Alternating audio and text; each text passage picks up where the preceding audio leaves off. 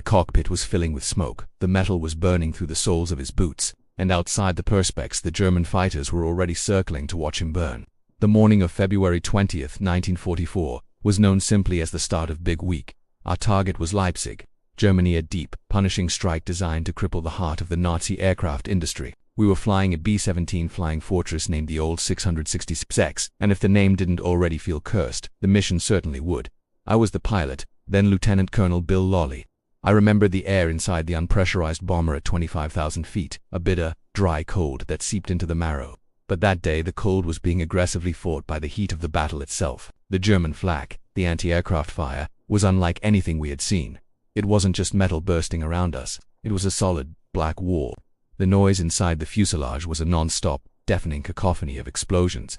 Then came the fighters, the Messerschmitts and Focke-Wulf zipping through the bomber stream with terrifying speed. The first hit was a dull, heavy thump against the rear section of the plane.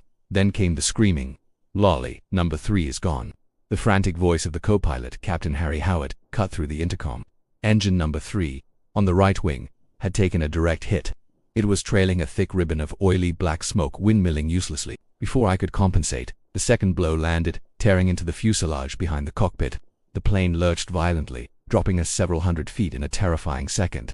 That's when the sensory nightmare began. A searing, choking heat erupted from the bomb bay, rapidly filling the cockpit fire. It was a controlled, hungry inferno, fed by ruptured hydraulic lines and streaming oxygen. The smell was horrendous: burning oil, electrical insulation, and the coppery temps of fresh blood.